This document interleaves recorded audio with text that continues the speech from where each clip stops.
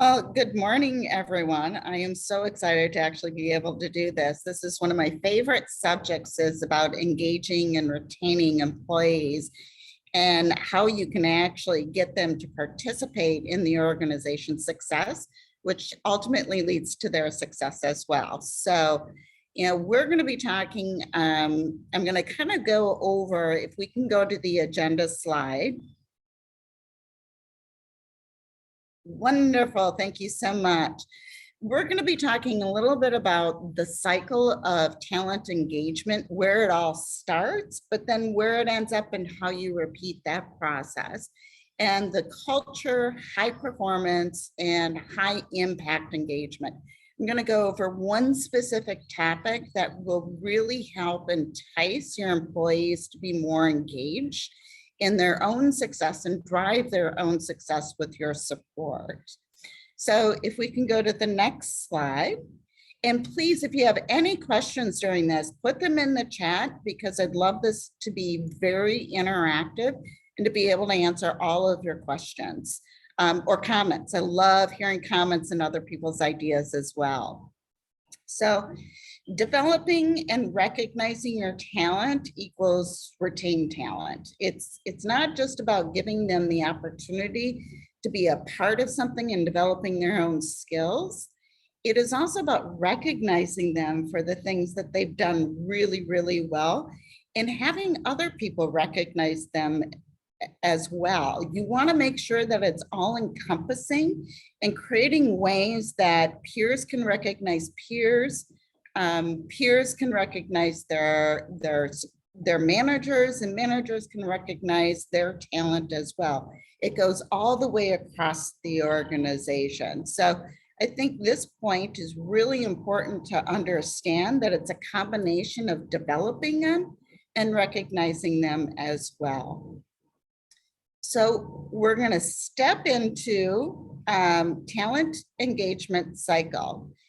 And you can see all the circles and how they all intertwine. And there's specific points under each area that we're talking about.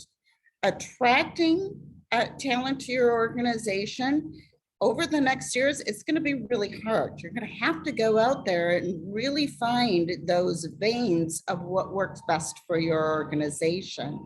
And you do that by expressing what your culture is like, branding your organization that actually has the why in it. Why would somebody choose your organization over another organization to work there? Because people are going to have a lot of choices, and there's going to be, a lot of organizations out there trying to get the same talent coming to their company. So give them the why. Understand what's important to them and talk to them about what is best for your organization and how they might match that. Give them the opportunity to step into your culture. And by that, I specifically mean by stepping into their culture, they're choosing to be a part of it, not just looking for a job. And if you see, going from attract to recruiting, recruiting is about culture, skills, and their potential. Skills can always be taught. If somebody has the potential or your talent has the potential, hire them because they're going to be able to do great things. So, and then Luke, in the most recent one, he actually specifically talked about orientation and how you build the orientation of your organization. So some companies do orientation for one day and then send them off and say, good luck. That's not necessarily supporting your team for success or your talent. So how do you integrate your talent very, very quickly, but keep that piece going? So present them a clear roadmap of what is expected of them, what your culture is, what behaviors you want to see from them, but also what they need to do to become a high performer. People want to perform really, really well. Show them what it means to be success. Show them how they can get involved. So a couple of things that Digineer does specifically is we do a DISC profile. And in this DISC profile, there was a communication component to it. And what we do is we actually, with their team leader, which is the direct line manager, we set up an hour specifically just for our new talent and that manager to go over the communication tool. How do they communicate best? What barriers cause them to stop communicating? And what encourages their communication? Because one of the biggest things you want to do is build trust very quickly with your employee. Because as you're building that trust, you're going to open up to so many different conversations that will help them grow and develop in their own career. It also allows for that continuous feedback to happen. The other thing we have is we have something called the Sensei Grasshopper program. Our new talent is actually the grasshopper, and the sensei is an current employee of Digineer, and it's a peer. They get together on a regular basis just to talk about what things are going on at their client, what things are going on with their development, but it's really about setting them up with a peer individual so they can actually grow their skills. So it looks like, Megan, we have a question. How do we build trust for talent? So as one of our core values in our organization is trust. And this comes back to the culture of the organization where you want to make it really clear. So trust in our organization, we grant trust immediately, but that's difficult for some people. So we talk a lot about personal and professional, how they blend. And since the pandemic, it's blended even more. If one is affected, the other is going to be affected as well. So how do you support your talent through both of those scenarios? If something is going great at their job and their client, they want to share that with their family and those that are important to them in their personal life. So how can you as an organization make sure that their family knows about it? At the same time, if something isn't going well in their family, they have a family emergency, support them through that family emergency. Help them get the resources that they need so they don't feel so alone or not sure where to go. And that's how you really kind of blend. And each person is a little bit different. There's also a definition of what we have in terms of trust at our organization, and it's through something that we call CBM, which is commitment-based management. And it's how we interact within the organization to ensure expectations are clear and people can be successful when delivering their work. And we break that definition of trust down into 3 specific areas. One area is, does the individual have the capability to do the work or the skills to do the work? If they don't, you can build that really easily so they can continue to build trust. The second piece is reliability. Does somebody do what they say they're going to do? If they do, that builds trust. If somebody doesn't hit a deadline, that can break down the reliability factor, but it's an easy discussion to have. And this goes into your continuous feedback component.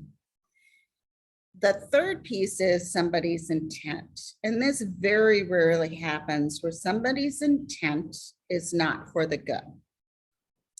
Most people's intent is for the positive. But you can still break down your conversation about trust into those 3 areas, and it makes it very easy to have that conversation and to move forward from that conversation. So thank you very much for that question. And please keep those coming. So the other two components is the develop and the growth, and showing your talent pool of employees where their future lies. It also is about where their career path can be, because career paths aren't necessarily a straight line. Career paths tend to be on a winding road, and allowing people to go on a winding road is going to be important. You want to show them that they can do that. It's also about understanding their growth, where they want to grow, where their passion is, where their energy is, and where their drive is, and helping them actually do that. So the next piece that we're going to go into very quickly is kind of your corporate culture. So if we can go to that slide. So in your corporate culture is how you want to interact with your employees. And it's about strategy, structure, system, your values, the talent within your organization, and the skills that you have within your organization. So when it comes to actually building your culture and having people really understand what your culture is, you want to bring that out into your orientation and then continue to develop that throughout the organization. Treat your talent as an internal customer. If they have a question, you get that answer for them right away. And I constantly am talking about talent. Talent is broken down into two specific areas: an individual's potential and an individual's performance. Individuals have natural potential, and then individuals' performance, you can actually help them perform better. As I mentioned, we have something called CBM. That is about increasing somebody's performance and helping them perform even better. Culture is all about how your company makes decisions, how you engage with each other, how somebody's work is measured, and how they work together. So are there questions so far before I get into, or comments? I'd love to hear comments too.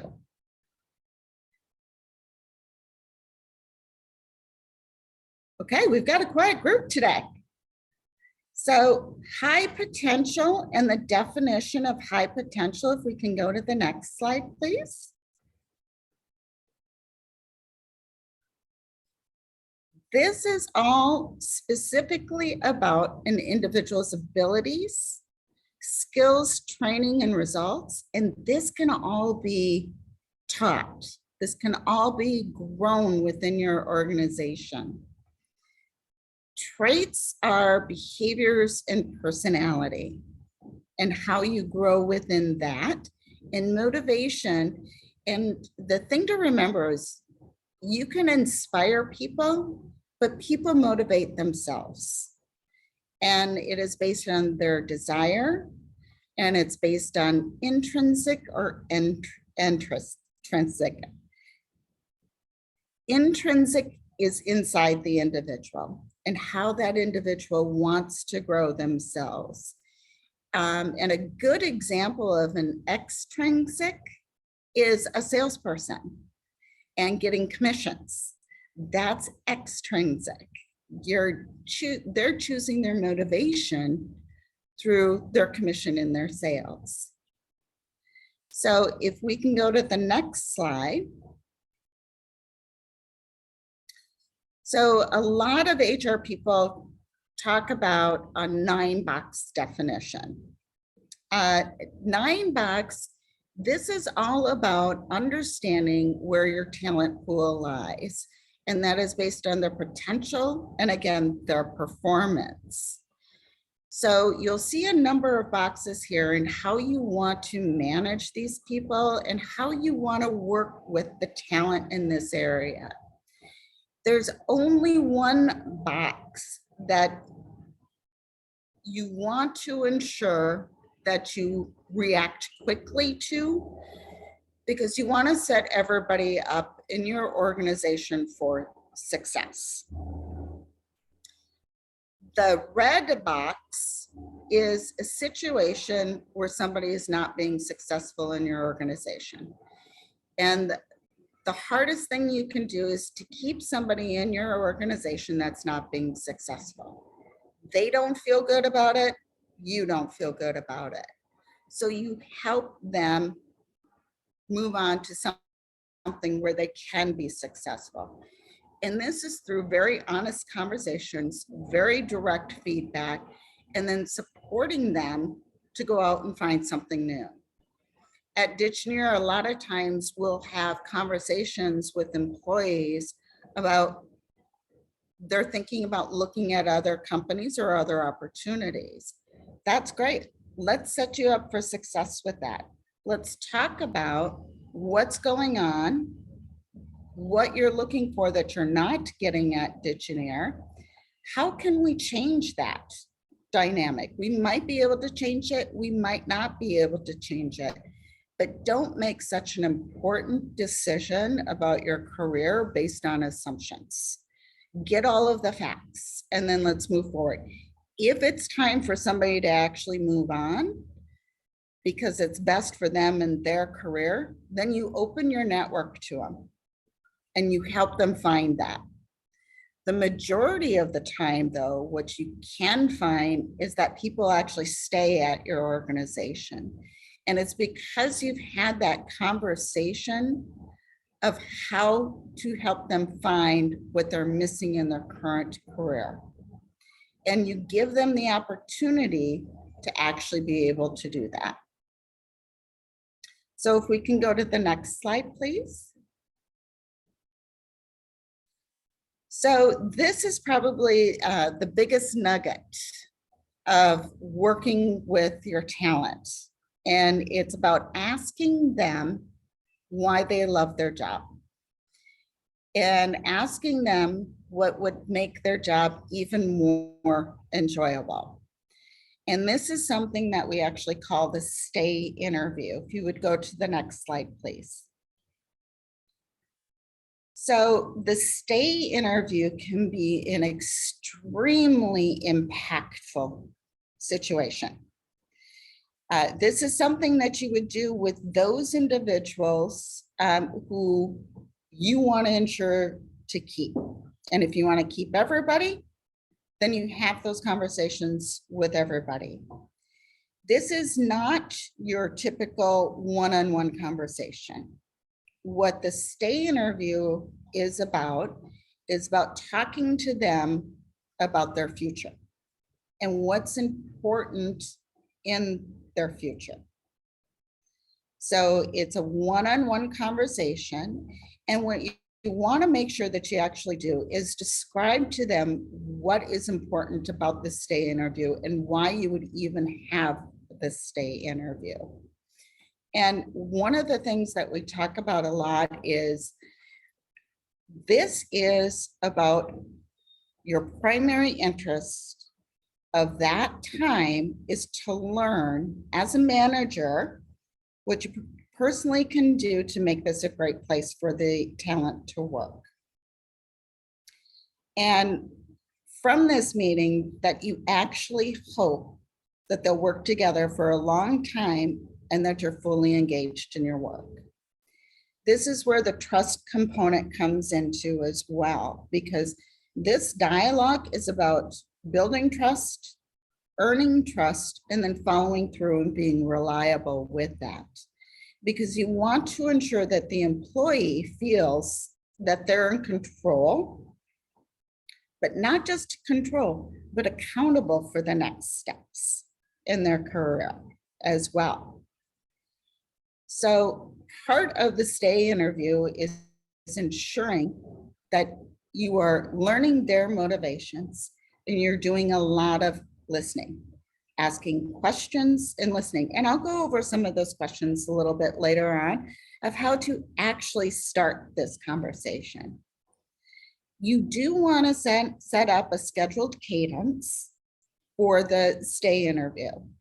The first one is probably going to take a little bit longer. And that's because you're really getting down into the meat of the conversation and the meat of what the individual wants to hear about or wants to do. It's almost like peeling an onion with the individual, of getting down a little bit further.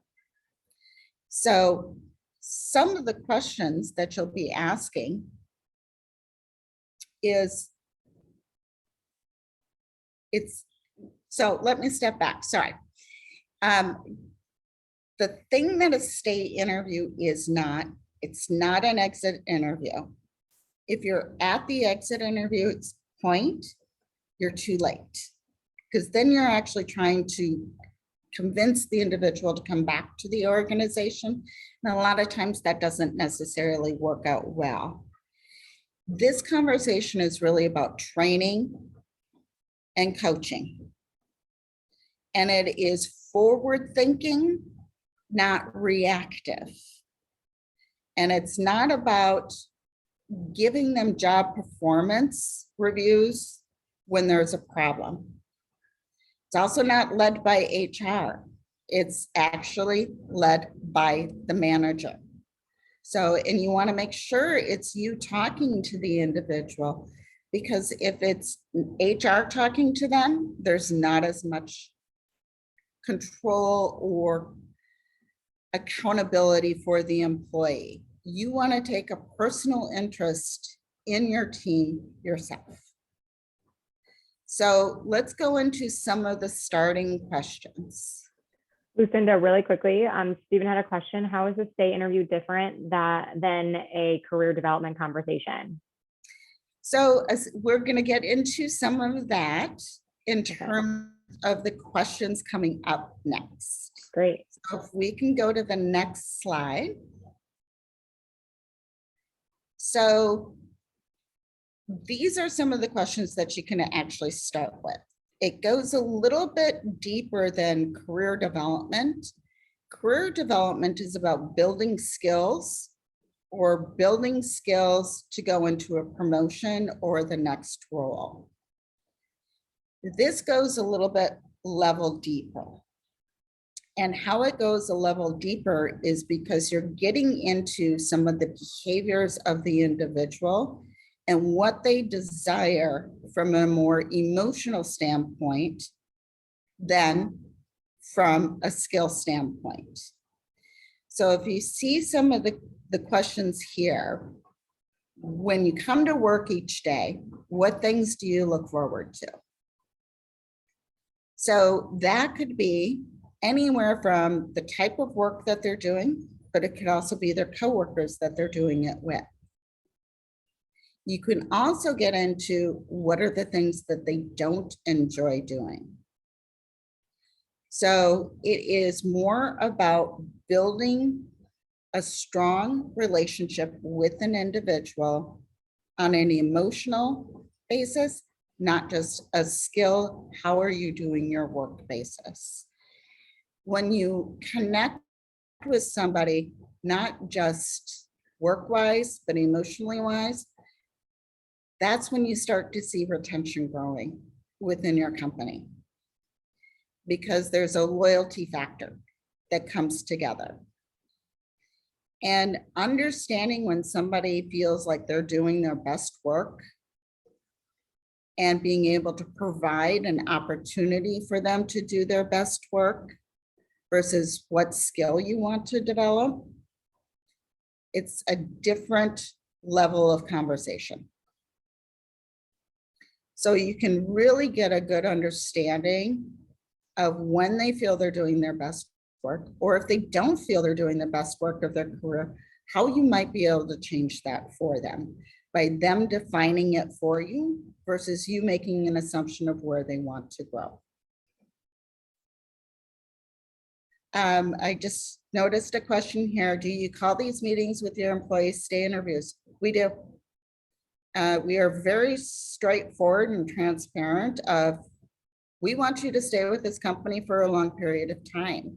So we're going to have a conversation with you that's different than a professional development conversation, because professional development is more about what training do you want, what skills do you want to grow, and how can we get that. This conversation is about, how do we make your career at our organization a really long career? Because you have that opportunity here. And the look on an individual's face when you say that, they're like, they really care. They want to make this a great place for me to work. The way that you figure out how it's a great place for them to work is by asking questions, listening, and doing what you can to make it better. And if you can't do it for them, you're just straightforward about it. If they're asking for something that your organization can't offer, you let them know that.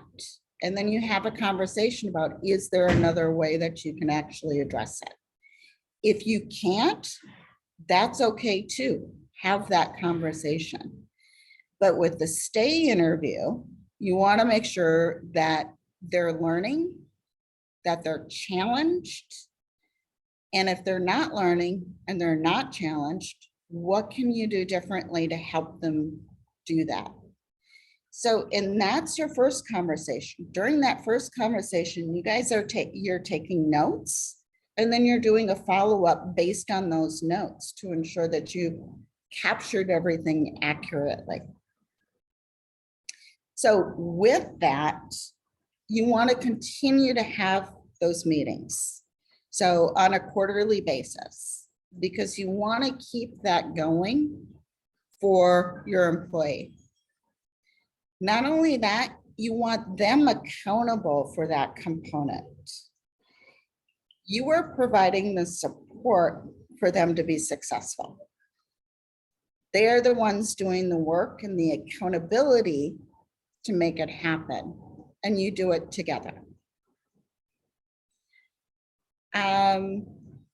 So I can read part of this. Do you find that employees are more prone to initiate the conversations after the first one?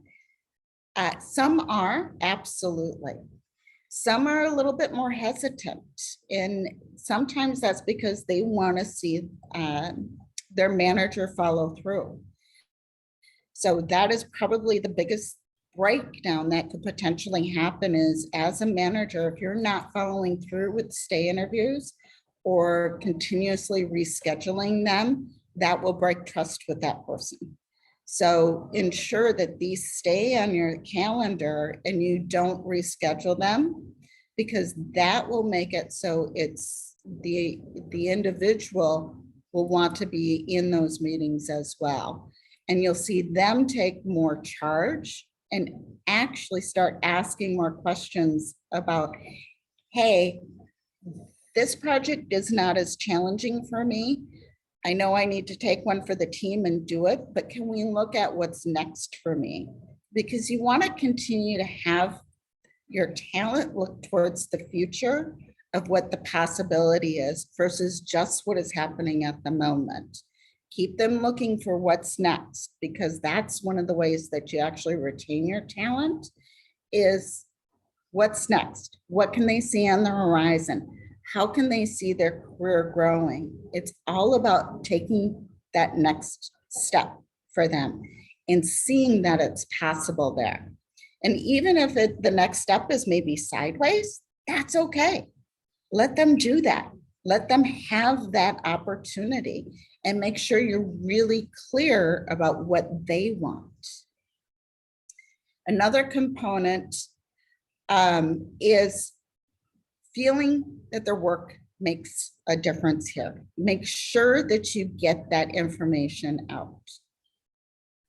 So if we can go to the next slide as well. Here are some additional questions that you can ask. And this really gets to the heart of the matter of retaining your talent. Why do you stay here? Ask the question. Minnesota, sometimes we're not as direct with our questions, but ask the question. That's where you'll get the information that you might be able to do something about.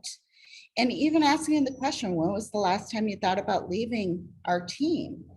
It's okay to ask that question because you get really valuable information. And how can you make it a better place for them? You might be able to change it, you might not, but if you can change it, it makes a huge difference for the rest of the organization and for that employee. So next slide, please, is next steps. Keep the meetings going. Keep people engaged in those meetings. The more engaged they are in those, and I know it's another meeting, but it's one of the most valuable meetings you'll have with your team.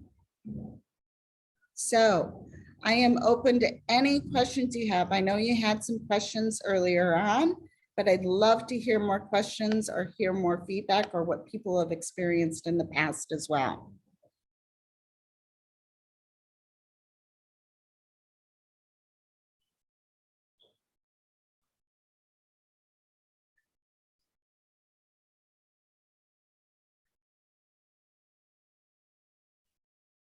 So other tidbits about stay interviews. So at first, people will be a little uncomfortable when you're talking to them about it. And part of the reason that they're uncomfortable about it is because they're becoming very vulnerable. And that is a tough situation for everybody. So be patient, be kind. If there is quiet time and nobody's saying anything, that's okay. Ask another question. So there are a couple of questions that I noticed here. So let's see here. What types of trainings do you give leaders to do this well? So we actually do full-fledged training with our team leaders and our managers. We put them through training, but then we do a stay interview with them as well.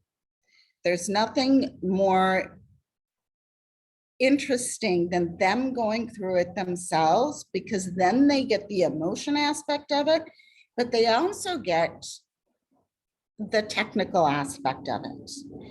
By them doing it themselves, they become more comfortable with it. And then they're more comfortable actually doing it with their team as well. And how did we roll this out from a change management perspective to get leaders excited about it and ready to lead these? Again, you do it with them. Take them along with the journey, because the journey that they experience is enough for them to want to do it with their team. Now, the biggest piece is how to keep it going.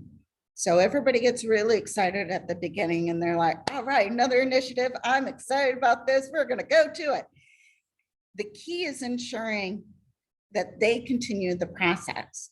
So as your senior leadership team, they have to continue to do it with the managers.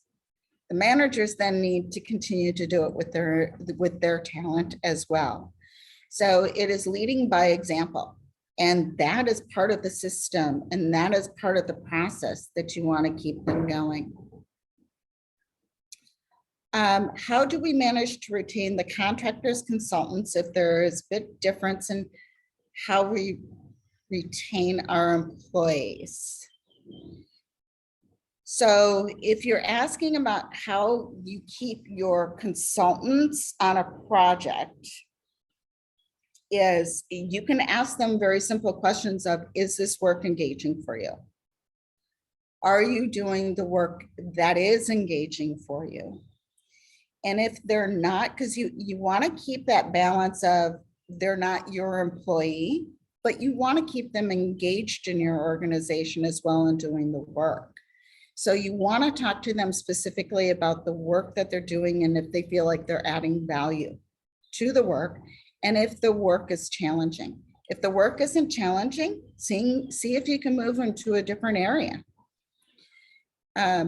So when it comes to consultants, sometimes they just want to move on as well.